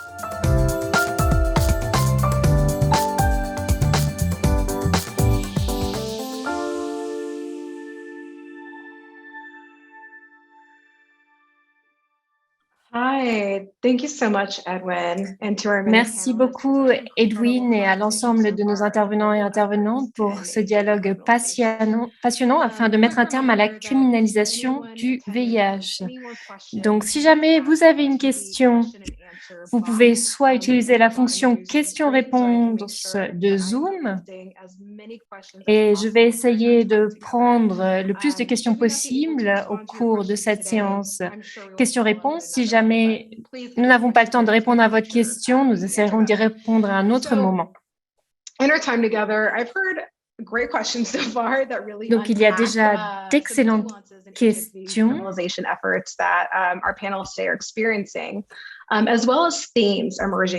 Et donc, il y a différents sujets qui sont abordés. Donc, par exemple, le besoin de faire en sorte que les avancées scientifiques soient liées aux droits humains, comment garantir l'implication des personnes vivant avec le VIH, comment renforcer les capacités des communautés dans le cadre de la lutte contre la criminalisation, la question de l'intersection entre la justice en termes de droits en matière de procréation et la décriminalisation. Donc, je vais tout d'abord poser des questions concernant l'allaitement. Donc, Alison et Nyasha, cette question s'adresse à vous. Pourquoi est-ce que les agences gouvernementales ne s'intéressent pas à la disposition qui précise que, en termes d'allaitement, indétectable égale non transmissible? Donc, par rapport à cette indétectable égale non transmissible, il n'y a pas de consensus à l'échelle internationale. Dans certains pays, les consignes changent. Donc, il s'agit là des consignes, des recommandations médicales. Donc, ce que disent les professionnels de santé aux femmes vivant avec le VIH. Et dans de nombreux pays, il y a des études qui sont menées en Italie, en Suisse, en Allemagne, en Grande-Bretagne, aux États-Unis, pour obtenir davantage d'informations concernant les risques de transmission. Mais il n'y a pas de consensus à l'échelle internationale concernant l'allaitement.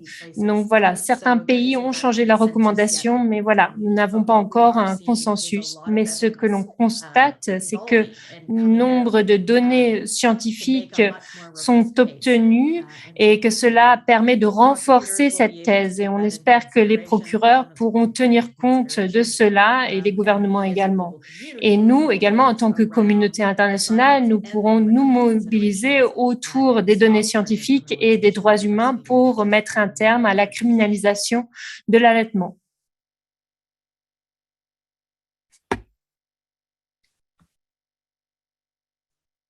Excellent. Thank you, Alison. Nyasha, I'm sorry, did you want to follow up? Merci beaucoup, Nyasha. Est-ce que tu souhaitais également ajouter quelque chose?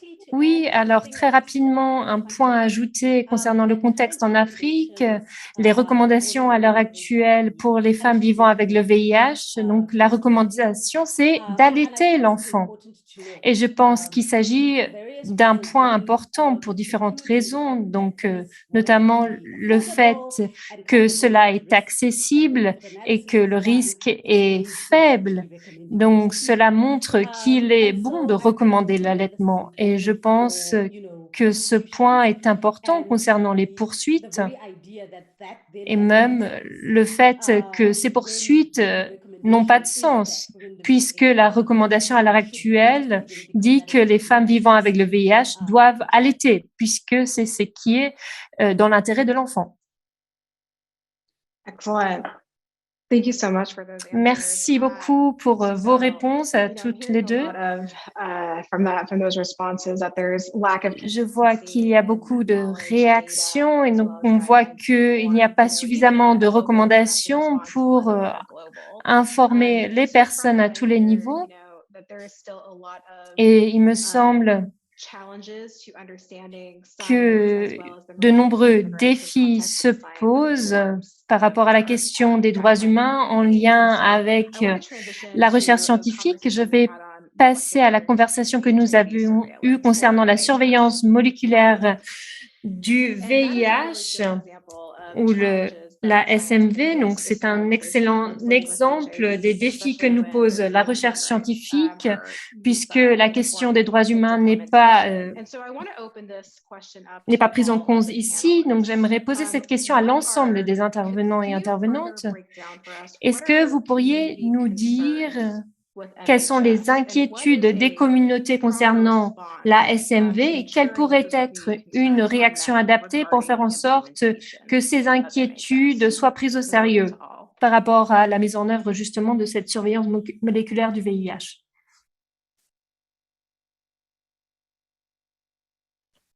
Well, if no one else is going to answer, I mean, Si personne ne souhaite y répondre, je crois que les experts de la SMV que nous avons vus dans la vidéo, certains d'entre nous participent au webinaire, mais je ne sais pas s'ils peuvent prendre la parole. Dans notre segment, nous avons mis en avant différentes inquiétudes, mais il y a une inquiétude que je n'ai pas mentionnée et qui est peut-être la plus évidente, c'est la question de l'autonomie. L'autonomie, il s'agit de nos corps et donc de notre décision à qui appartient ce sang. Il nous appartient. Donc, je pense que les personnes vivant avec le VIH et les organisations qui les représentent, si ces personnes et ces organisations ne sont pas impliquées dans cette question pour comprendre la manière dont nos données et notre sang est utilisé pour d'autres raisons, puisqu'on pense que notre sang est prélevé pour décider quel est le meilleur traitement et pour comprendre la pharmacorésistance. Et sans en avoir conscience, on se rend compte qu'il est utilisé pour suivre l'épidémie et pour nous traiter comme si nous n'étions pas des personnes, mais des groupes. Et donc voilà, cela est lié au contexte de la criminalisation du VIH. Même si on ne peut pas exactement identifier qui a transmis le virus à qui en termes de recherche scientifique, on voit que souvent cela est mal compris et notamment les questions de santé publique à l'échelle locale ont parfois du mal à comprendre ce qui se passe. Et du coup, les autorités de santé publique essaient d'identifier qui a transmis le virus à quelle personne. Et du coup, ils peuvent appeler les personnes en disant « Ah, est-ce que la personne avec qui vous avez eu des rapports sexuels vous a informé de son statut VIH ?» Donc voilà, il y a des exemples au Michigan, par exemple. Donc cela est très inquiétant. Et nous avons peur que cela se reproduise. Souvent, on se dit que la science, c'est magique et qu'elle est synonyme de progrès. Et on peut se dire que la surveillance moléculaire peut être la meilleure manière de mettre un terme à l'épidémie. Mais nous ne pensons pas que c'est le cas. Si vous pensez qu'elle a des avantages, parlez-en avec nous pour faire en sorte que nous ne soyons pas traités comme des groupes, mais comme des personnes. Voilà, c'est le message que nous souhaitons diffuser. Tout à fait. Merci beaucoup, Edwin, pour cette explication. Je comprends tout à fait ces inquiétudes par rapport à l'autonomie. J'en entends parler aux États-Unis où je me trouve. Et voilà, on a vraiment peur que la surveillance moléculaire du VIH touche avant tout les personnes noires, les personnes autochtones et les personnes racisées de manière générale. Et on sait que cela peut être utilisé comme un outil de criminalisation. Donc, il s'agit de contrôler, de criminaliser nos communautés. Donc,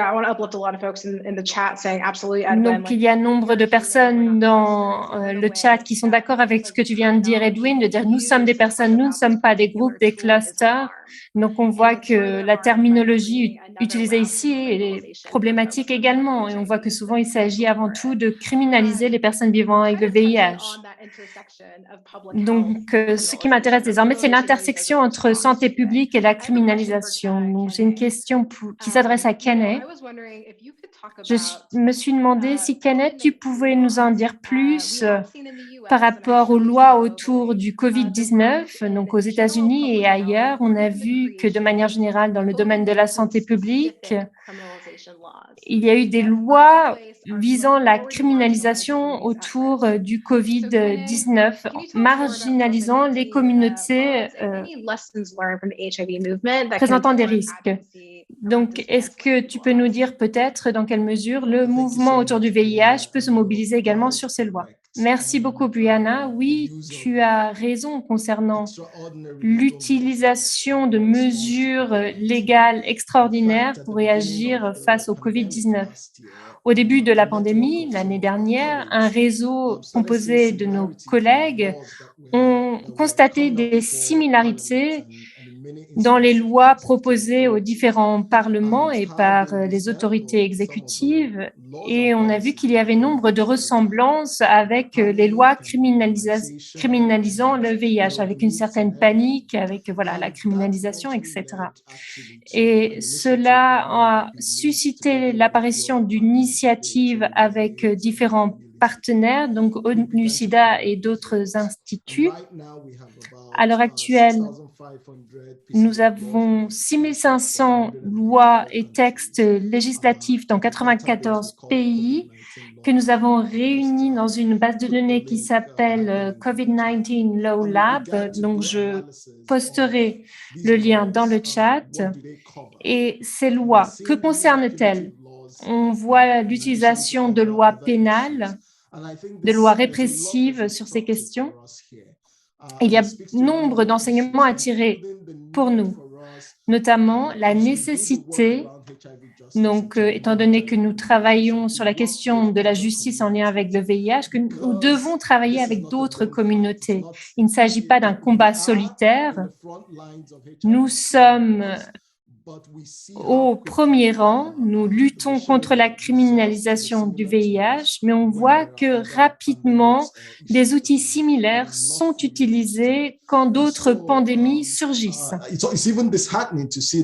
Et il est étonnant de voir que des pays qui ne criminalisaient pas le VIH ont criminalisé la transmission du COVID et ont des obligations en termes de quarantaine et des sanctions concernant la violation des restrictions liées au COVID. Donc, on voit ici aisément que cela pourrait entraîner la perte des progrès qui ont été faits au cours des dernières années suite à notre travail de plaidoyer. Donc, il est peut-être important de tirer la sonnette d'alarme. Nous pensons souvent que nous avons fait des progrès, mais il faut faire attention au backlash. Il nous faut mener notre combat avec des personnes qui n'appartiennent pas à la communauté du VIH. Il faut travailler avec d'autres acteurs qui favorisent par exemple la liberté d'opinion et les autres mouvements qui se mobilisent sur la question du COVID et d'autres groupes de patients, de travailler donc avec ces groupes pour partager les enseignements que nous avons tirés de plusieurs décennies d'activisme sur la question. Absolutely. Tout à fait. Je sais que cela concerne des personnes partout dans le monde et je pense que tout le monde a été confronté à la criminalisation du COVID. Merci beaucoup, Brianna. Je passe directement au sujet qui nous intéresse. Dans notre mouvement en Illinois pour mettre un terme à la criminalisation du VIH, nous avons vu que l'un des éléments qui nous a aidés, ça a été le fait que les gens ici en Illinois ne voulaient pas criminaliser le COVID. Ils disaient donc voilà, la criminalisation du VIH n'a donc pas de sens non plus. Et je crois que cette philosophie de se dire qu'il s'agit d'une question de santé publique, comme l'a dit Edwin tout à l'heure, voilà, de montrer qu'il faut traiter la question comme une question de santé publique et criminaliser la santé de quelqu'un n'est pas une bonne manière de répondre à une problématique de santé publique. Voilà ce que je voulais ajouter. Sacha? Oui, on voit que les similarités sont là, mais on sait que la criminalisation n'est pas une bonne réponse en termes de santé publique. Cela empêche les personnes d'avoir accès aux soins. Cela entraîne le fait que les personnes se cachent. Et nous avons vu en Pologne, par exemple, qu'il y a eu une forte panique autour du COVID, ce qui a entraîné de très mauvaises lois en termes de VIH. Et je pense qu'il faut faire attention à l'évolution avoir en tête cette évolution et être très prudent. Je sais qu'au début de la pandémie, je parlais avec une journaliste du Tadjikistan. Elle essayait de mettre en place des parallèles entre le COVID et le VIH et j'essayais de la freiner et de ne pas mettre en place ces parallèles entre le VIH et le COVID. Donc voilà, il faut faire très attention. Je répète toujours la même chose. Cela n'est pas une bonne approche en termes de santé publique, la criminalisation. Cela n'est qu'un frein à la santé publique. Edwin? Yeah, just to say, Oui, the c'est HIV juste Justice Worldwide Steering Committee. pour vous dire que le comité de pilotage de HIV Justice Worldwide a émis une très forte déclaration au début de la pandémie de la COVID-19 au mois de mars 2020, en mettant en garde les personnes de ne pas dessiner des parallèles avec la criminalisation du VIH. Et vous avez mis en exergue un certain nombre de pays qui l'ont ignoré. Donc, on ne peut pas montrer du doigt quelques pays, mais je vais quand même mentionner l'Afrique du Sud qui a réussi à faire un travail de plaidoyer pour ne jamais voir de loi de criminalisation contre le VIH, mais a quand même adopté une loi de criminalisation où le VIH a été considéré comme étant un assassinat, une tentative d'assassinat. Et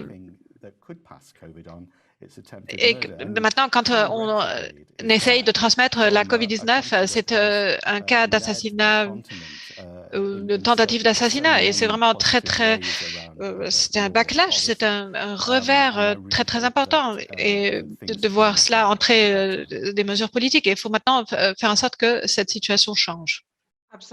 Absolument.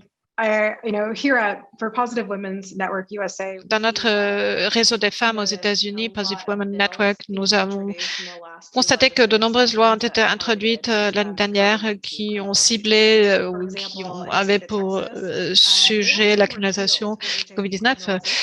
Donc, l'État de Texas a déjà révoqué sa loi de criminalisation du VIH en 1994. C'est cela, oui, mais au Texas, ils ont décidé d'introduire une loi visant à criminaliser la COVID-19, en particulier la COVID-19,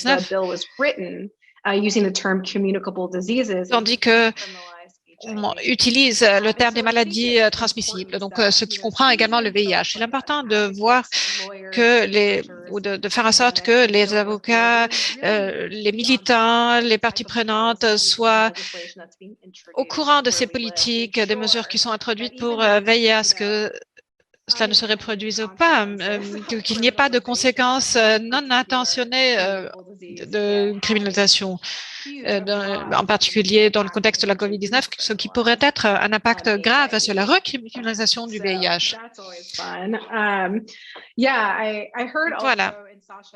Sacha, dans votre remarque, vous avez mentionné l'hystérie médiatique autour de la COVID-19 et c'est également quelque chose que nous avons connu nous aussi dans notre domaine de travail, la lutte contre la criminalisation du VIH. J'ai une question à tous les intervenants. Vous veuillez lever votre main pour que je puisse voir que vous vous manifestez. Donc, cette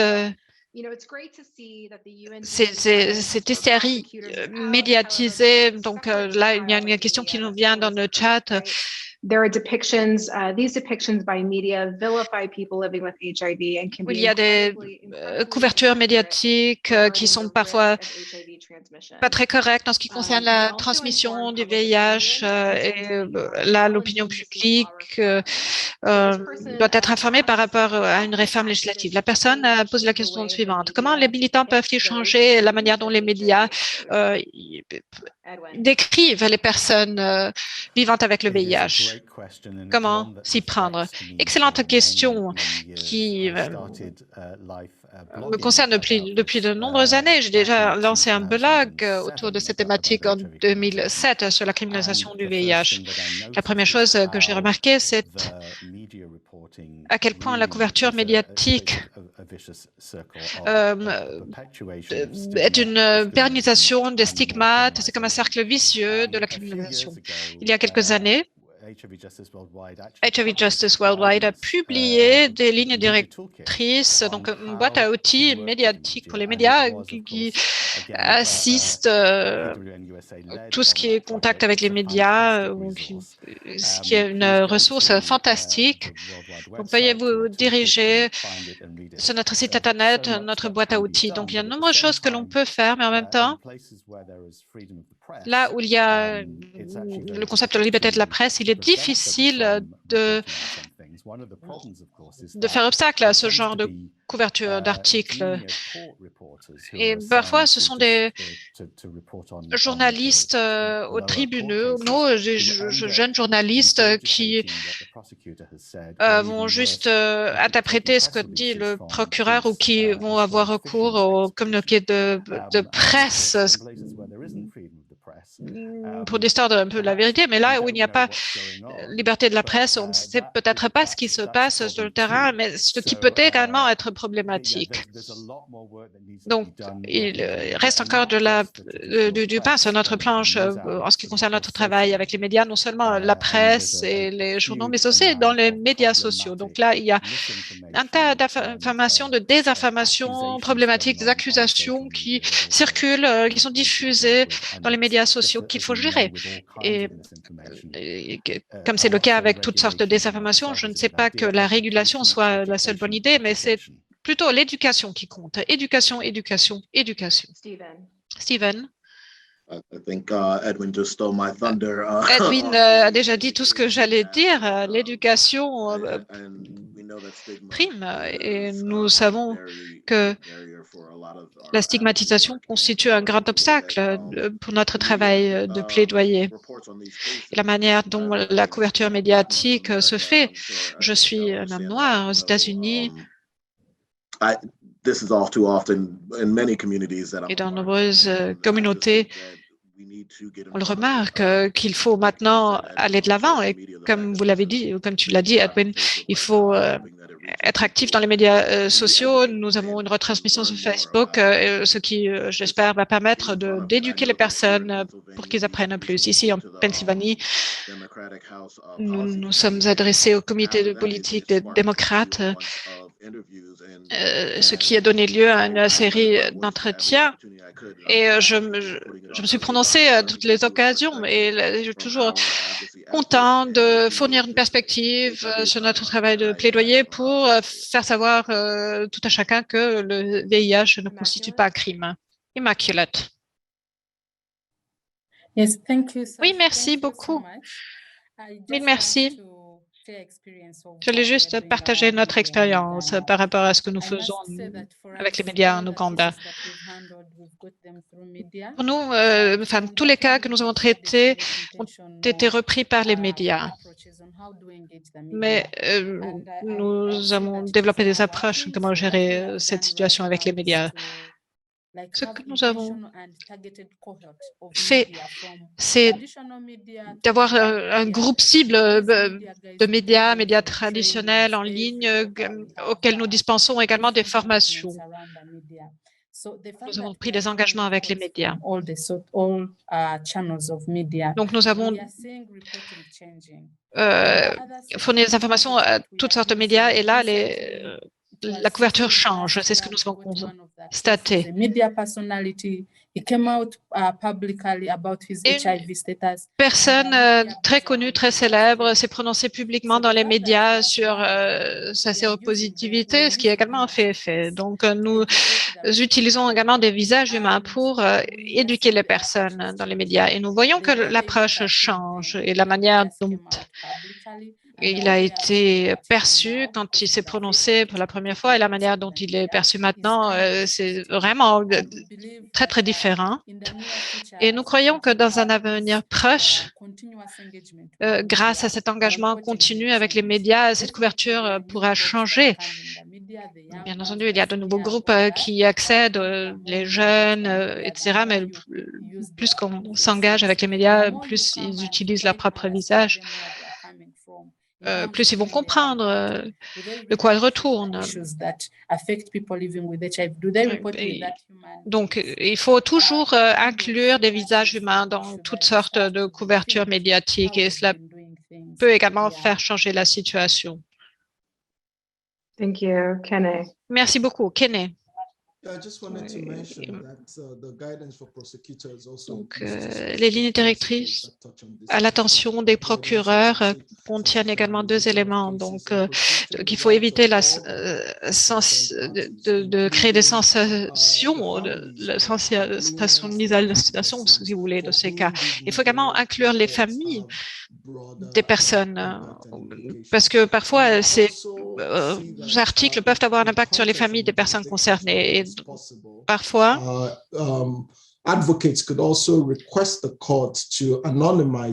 les avocats pourraient demander au tribunal d'anonymiser les noms des personnes concernées et cela pourrait être très, très efficace, très utile afin d'endiguer ces effets de création de sensations ou de rapports sensationnels par les médias. Sacha, oui, de ma part également, à mon expérience, il faut faire attention, il faut faire très attention à chaque fois que l'on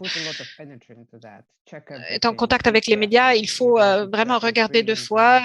C'est le principe du double regard qui devrait être appliqué et j'ai beaucoup aimé l'idée que Yabma a mise en œuvre dans ma région, à savoir de créer un concours pour les journalistes qui rédigent des articles sur le VIH. Et là, ceux qui l'ont apporté sont ceux qui vont avoir le droit de publier ces articles. Donc, c'est comme cela que vous allez faire accroître la communauté de journalistes amis. Et il serait pertinent également d'inviter des journalistes à des formations organisées par nous. Et il peut y avoir des raisons très intéressantes qui expliquent pourquoi des informations sont parfois erronées dans ces articles. Mais parfois, c'est un défi. En Russie, quand j'ai moi-même organisé une retransmission sur Instagram, je ne savais pas quel bouton appuyer, mais parce que je ne suis pas suffisamment jeune pour le faire, mais c'est une façon intéressante pour appliquer les jeunes qui utilisent Instagram.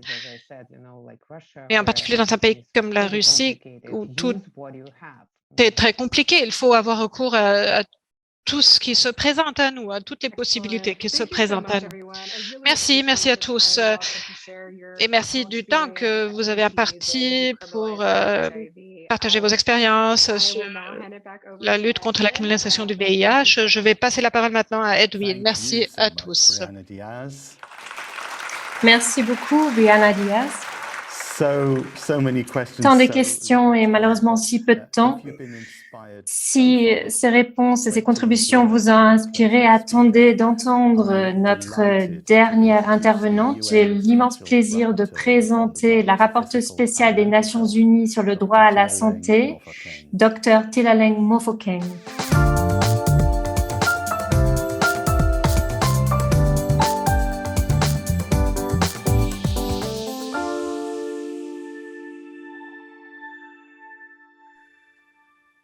Je vous salue tous et toutes chaleureusement depuis l'Afrique du Sud. Je suis actuellement à Johannesburg et je suis très heureuse d'être avec vous aujourd'hui pour dénoncer très clairement avec vous la criminalisation du VIH.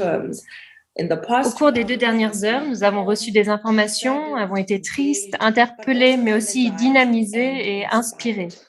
Nous partageons la même vision d'un monde où chacun et chacune d'entre nous est libre de vivre sa vie pleinement, de célébrer sa sexualité dans toute sa glorieuse diversité et de trouver plaisir et épanouissement tout au long de sa vie. Rien de tout cela n'est possible lorsque vous vivez sous la menace constante de lois répressives. Des lois qui restreignent notre liberté, nous privent de notre dignité et nous punissent pour notre autonomie et pour les choses même qui nous rendent humains.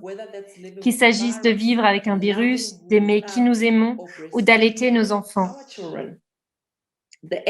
Les preuves sont claires. Nous savons que la criminalisation est mauvaise pour la santé à tous les niveaux. Elle est mauvaise pour notre santé mentale, notre santé sexuelle et notre bien-être en tant qu'individu. Et elle est définitivement mauvaise pour la santé publique dans son ensemble. Mais nous avons aujourd'hui une réelle opportunité de renverser la tendance. La nouvelle stratégie mondiale de lutte contre le sida et la déclaration politique sont sans équivoque. La pandémie du VIH est due aux inégalités. La stigmatisation liée au VIH est réelle et la criminalisation creuse les inégalités et accentue la stigmatisation. Exploitons cet élan et cette concentration pour faire avancer les problématiques qui nous intéressent. Et je m'engage, moi-même, en tant que rapporteuse spéciale sur le droit de toute personne de jouir du meilleur état de santé physique et mentale possible, à poursuivre mon action de sensibilisation. Si nous avons de nombreuses raisons de nous réjouir, nous ne manquons certainement pas de tâches à accomplir. Comme nous l'avons entendu, 110 pays ont encore des lois ou des politiques qui criminalisent injustement les personnes vivant avec le VIH. Or, nous savons que nous ne pouvons pas améliorer les lois sur la seule base de la recherche. Oui, bien sûr, la science nous fait avancer, mais pour pouvoir atteindre nos objectifs, les résultats de la recherche doivent être utilisés afin de respecter, protéger et défendre les droits humains. À la veille de la Journée mondiale du sida, qui met l'accent cette année sur le partage des responsabilités et la solidarité mondiale pour mettre fin aux inégalités, la lutte contre la criminalisation du VIH est plus importante que jamais. L'heure est venue, le moment est venu. Nous savons que nous sommes du bon côté de l'histoire. Alors, disons-le haut et fort, nous ne pourrons pas mettre fin au VIH sans justice en matière de VIH partout dans le monde. Merci.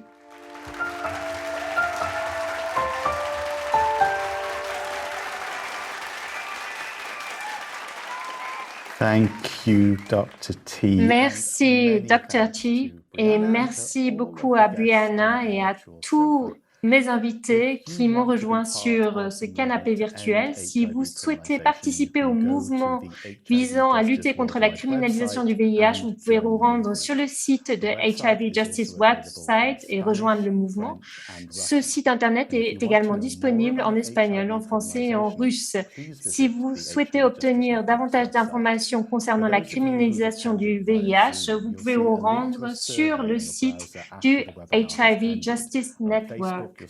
Pour les personnes participant grâce à Zoom, vous verrez un lien concernant un questionnaire dans votre navigateur. Et sur Facebook, vous trouverez ce lien sous le stream. Nous aimerions avoir votre tour. Tout d'abord, je souhaite remercier toutes les personnes impliquées dans la préparation de cet événement, en commençant par notre directeur et notre producteur, Nicolas Feistel. Et merci, thank you, gracias, spasiba aux interprètes, sans qui nous n'aurons pas pu atteindre autant de personnes. Et merci également à la petite équipe de volontaires qui ont enregistré l'interprétation dans les différentes langues. Merci également à tous les membres du HIV Justice Worldwide et de son comité de pilotage, et bien évidemment à l'équipe de HIV Justice Network. Et avant tout, merci à chacun et chacune d'entre vous d'avoir regardé ce webinaire et d'y avoir participé.